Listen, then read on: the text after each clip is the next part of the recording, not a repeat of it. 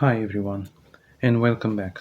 As for today, on this episode, we are going to discuss about the one and only Granthem Du'Met, the main antagonist of the 2022 video game The Devil in Me, the fourth installment of the DPA franchise. A sadistic serial killer who wants to kill as many people as possible to break H.H. Holmes' record. Granthem Du'Met, in my personal opinion, is not only one of the most realistic villains by the DPA, like most others were so far, but in my opinion, he is also the most evil villain that the Dark Pictures anthologies have to offer so far. And in this episode, we're going to discuss all that we know about him throughout the video game, as well as even his novelization, and the lore behind him, I mean. To better understand Granthem Du'Met, and how and why he became a serial killer. And now, let's begin. Granthem Du'Met was born in Chicago in 1965 under the name of Hector Weylon Munday. Growing up, his father left the family to fend for themselves, and his mother was a very horrifying, or horrible, and abusive woman. They abused him to the point that even the teachers and doctors were horrified. But in spite of the abuse, Munday managed to finish his studies and became an FBI agent. And by the late 1990s, he was tasked to track down and find the serial killer known as Benny Sherman, the Beast of Arkansas, who killed 13 victims in the States in an attempt to break H.H. Holmes' record. And by interrogating Sherman, Monday has grown a morbid fascination with Henry Howard Holmes, the first serial killer in the United States history, who was executed back in 1896 and convicted of 27 crimes. But it's heavily implied that he killed as many as 200 victims throughout his life. In tandem with the fact that Sherman has begun to slowly corrupt and manipulate Monday after he saw that he wasn't 100% mentally stable. In tandem with the fact that his own mother was also diagnosed with breast cancer. All of this news that genuinely helped to push Monday over the edge. And he killed his own mother by lethal injection, and by the early 2000s, as Sherman was executed, Monday has become a serial killer in Chicago, known as the Shoeshine Killer, and claimed few victims. But as he was discovered and the police came to his apartment, he set the entire apartment on fire and took the cops that came after him and faked his death in the process. And for many years he traveled across the United States under various aliases, and he settled down in Michigan, in Lake Michigan specifically, under the alias of Granthem Du'Met. And circa around 2011, he has come to work for a couple, for a rich couple that own an island on the Lake Michigan.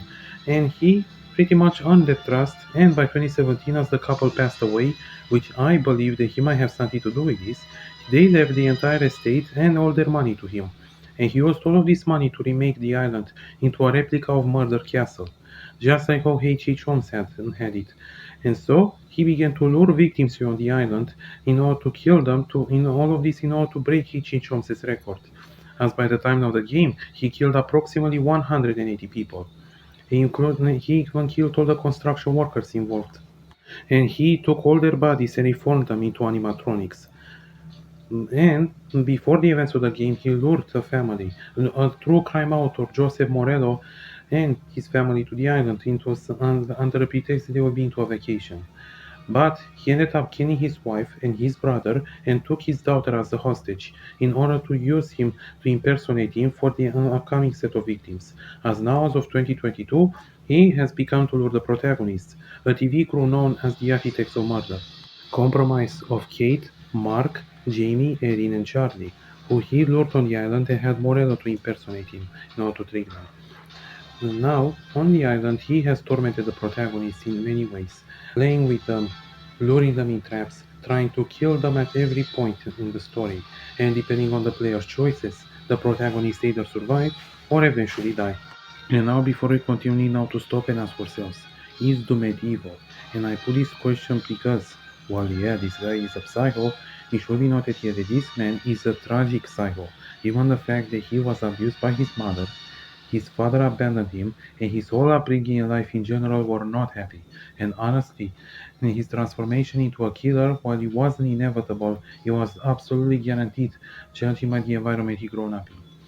However, this man would even make many Sherman to be horrified by him, the killer that brainwashed him, given the fact that Du'Met has proved himself to be an absolutely unredeemable monster by the events of the game.